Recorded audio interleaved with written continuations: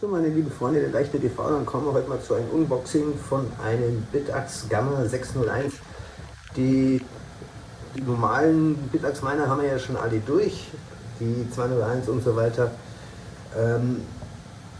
Also die Modelle 1366 und jetzt ja, schauen wir uns mal so einen anderen Miner an, bei denen haben wir eigentlich bis jetzt noch gar nicht behandelt. Ich habe den eigentlich nie auf dem Schirm gehabt. Dabei ist der um einiges schneller, das muss man eigentlich mal sagen. Und ich habe gerade zufällig einen in den Fingern. Und das habe ich mir gedacht, ich mache heute mal kurz ein Unboxing und zeige euch, wie das Ding installiert und in Betrieb nimmt. So, man gibt mittlerweile ein Handbuch dazu. Das Ding ist direkt aus China importiert. Ne, also von daher gesehen, die produzieren ja da unten. Und dann ist das alles ganz normal und logisch, wie sich das auch gehört. So, da haben wir das gute Stück. Ist mit einem Standing-Gehäuse. Bitax Gamma 601. Ein Fan, Temperatur geregelt, also mehr wie 2 Pole auf Lüfter. Dann, wir haben sogar, ja, da ist drin ein USB-Port zum Patchen oder zum Dingsen, der müsste da vorhanden sein. Zumindest zieht sie sich drauf.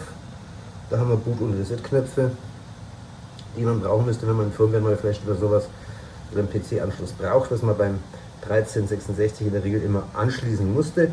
Ich finde es traurig, dass das hier im Gehäuse nicht berücksichtigt ist, aber na okay, gut. Und hier oben ist unser Display. Ja, natürlich schön Stromkabel. Ja, ich verwende immer noch EU-Stecker. Und die Netzteile, die immer wieder mal Probleme machen. Hatten wir ja schon mehrfach. Letztens bin ich umgestiegen, habe ich auch ein Video zu gemacht, verlinke ich euch nochmal. Regelbare Netzteile, die ganz gut sind. Das haben hier 5 Volt, 6 Ampere. Ja, das ist auch wieder ganz easy zu bestellen. Kriegst du bestimmt wieder in jedem Laden. Naja, zumindest in China. Und ich würde mal sagen, bei AliExpress kriegt man da bestimmt irgendwie was in Sache 2. Gut, dann schauen wir uns das Ding mal im Betrieb an. So, als erstes müssen wir natürlich unseren netten Miner erst einmal konfigurieren. Das machen wir in dem Fall jetzt hier auf dem iPad. Ihr könnt auf eurem Windows-PC einfach ganz normal das WLAN auswählen, sagen, ihr wollt euren Hotspot auswählen. Da wählt ihr dann einen Bitax aus. In dem Fall ist in der Beschreibung angegeben mit Bitax Underline XXXX. X steht für beliebige Werte. Und dann wäre dann das hier CCED. Das ist dann der Miner. Wenn wir den jetzt auswählen, bauen wir die Verbindung auf. Sagt uns auch, der hat kein Internet, ist uns egal. Dann brauchen wir unseren Browser. Das ist 2.168.4.1. Das steht alles in der Anleitung drin. Die Verbindung zum Miner, zur Weboberfläche bekommt ihr durch die Eingabe der IP-Adresse. Ich weiß, dass es von den anderen Bitmax-Minern auch immer die 4.1 war. Deshalb bin ich da recht zuversichtlich, dass es funktioniert. Und da ist er auch schon. So, Bitax ist eigentlich normal, soweit mal ganz okay. Ich hätte einen ganz großen B. Und dann mache ich hier, nachdem ich ja mehrere Miner habe, einfach mal Gamma 05. So, die FiWi-SSID. Jetzt müsst ihr angeben, wie euer Netzwerk heißt, mit dem der Router verbinden soll. Bei mir ist das OrionGate. Und dann musst du dein Kennwort hier eingeben. So, dann gehen wir hier unten auf Save.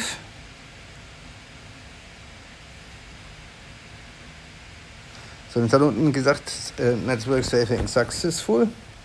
Wenn wir das eingegeben haben, ist man natürlich den Miner neu starten. Und hier bekommt es gerade ein bisschen scharf. Könnt ihr an den Miner dann unten. Ich bekomme es nicht scharf. Da unten steht die IP-Adresse. Seht ihr das? 192.168 ist ein bisschen unscharf. Schärfer kriege ich es leider nicht hin, das Display. Die können wir jetzt verwenden und können uns unser ganz normalen Router-Netzwerk auf diesem Miner verbinden. So, dann korrigieren wir hier oben unsere IP-Adresse. Das müsste jetzt unser Miner sein und da ist er auch schon. 1,9 Terahash und so weiter. Das ist doch schon mal alles ganz gut. Okay, dann schauen wir das alles mal hier ein bisschen auf dem Desktop an. Das ist natürlich eine bessere Bildqualität wie auf dem Pad. Wir haben 1,18 Terahash, wir haben unsere Effizienz hier, dann wir haben schon 83 Shares. Wie kommt's? Wir haben noch gar nichts konfiguriert. Es ist konfiguriert ein Pool hinterlegt, der dürfte dann zugunsten BitX laufen. Wenn Sie jetzt da ein bisschen was extra haben, ist das auch in Ordnung. Ich habe damit jetzt wirklich kein Problem.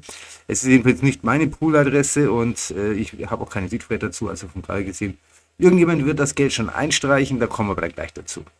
So, dann haben wir einen Schwarm, da hat er noch nichts konfiguriert, das ist gut. Dann haben wir unsere Netzwerkdaten drin. Orion Gate ist unser Netzwerk, das haben wir vorhin alles eingestellt. Dann haben wir die Pool-Settings und da wird es natürlich jetzt ein bisschen interessanter. Ich bin jetzt hier mal ganz frech. Ich kopiere mir das Zeug alles rüber. Von den einen Miner auf den anderen Miner. Das musst du dir jetzt auch nicht wirklich alles angucken. Ich mache das schnell, dann geht es gleich weiter. So, die Eingaben sind alle drin. Worauf du natürlich achten musst, ist folgendes. Wenn du es jetzt hier übernimmst, hier habe ich es schon abgeändert. Bei Binance Pool und hier habe ich jetzt zum Beispiel drin stehen BitAX 4. Das ist es nicht, das ist dann der G5 und der Referentcode dahinter und dann passt es. So, dann müssen wir das Ganze mal speichern. Jetzt sagt er auch wieder hier unten restarten, muss rebooten. Machen wir natürlich auch schnell. Dann laden wir unser Dashboard neu, später nicht speichern. So, da hat er jetzt natürlich noch nichts. Er ist jetzt mit Pool Binance verbunden. Das ist natürlich jetzt blöd. Wir wollen ja ein bisschen was sehen. Das heißt, wir machen unseren Binance Pool einfach mal nicht gängig. Das heißt, er kann jetzt mit Binance nicht meinen, weil hier ein Bindestrich davor ist. Er wird den Server nicht finden. Und somit probieren wir auch gleichzeitig aus, ob denn der Secondary Pool funktioniert, ob er jetzt denn umschaltet. So, hat umgeschaltet, er geht auf Unmineable, das ist in Ordnung. Das heißt, unsere Pool-Settings sind so mal okay. Ich habe das jetzt nur hier einfach Pool Binance mal unkenntlich gemacht. Das ist ein alter Trick, wenn man diese zwei Pools, die man hier einfach verwendet, natürlich jetzt mal switchen will, kann man das natürlich einfach machen. Solo Miner ist natürlich genauso einfach zu konfigurieren, gibst du einfach die Daten ein, die dein Pool dir zur Verfügung stellt. So, dann die Farbe, die wir gerne hätten. Man könnte das Ganze in Borg grün halten, wäre natürlich was für die Trackies. Aber irgendwie ist mir das Blau dann doch ein bisschen angenehmer.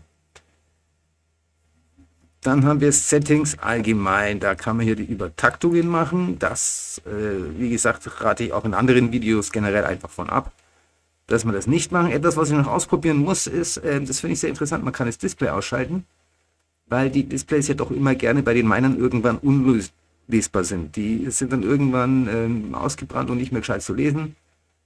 War besonders ein Problem bei den 1366ern, die von Lucky Miner waren. Da waren die Displays ziemlich schlecht. Die BitAX Miner, die Displays sind eigentlich okay. Wo ich auch einen älteren das war einer meiner ersten, der läuft auch schon seit Jahren, jetzt seit es den gibt eigentlich, und der hat auch schon ein bisschen Flecken im Display drin. Allerdings habe ich Display, auch wenn ich das jetzt runterstelle hier, dass es nicht immer an ist, dass nach 2 Minuten ausschalten, noch nicht rausgekriegt, wie man es denn wieder einschaltet. Da werde ich mich ein anderes Mal mitspielen. Dann können wir unseren Bildschirm natürlich wieder umdrehen, wenn man es mit dem Kopf lesen möchte. Da kann man hier noch Statistiken einstellen, wie man sie gerne hätte. Das nochmal speichern, wenn man nichts geändert, aber das ist auch okay. Fan ist automatisch geregelt. Zieltemperatur ist auf 60 Grad eingestellt, habe ich noch vergessen, habe ich übergangen. So, hier können wir mal kurz sagen, checken wir mal meine Firmware. Gut, es gibt eine neuere, da kann ich jetzt hier die entsprechenden Firmwares anklicken direkt. Kann jetzt also direkt hier runterladen. Ja. Zack, ups, und unten ist er runtergeladen. Und hier kann ich jetzt Update Webseite machen. Downloads, wo haben wir es denn? Das ist die www.bin, das ist die Website.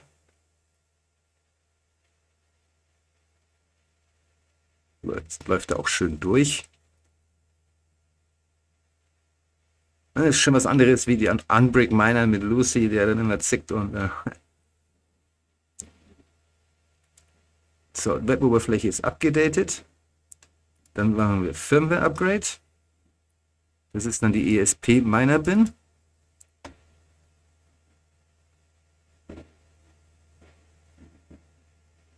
So, Firmware Successful Update. Dann natürlich wieder restarten.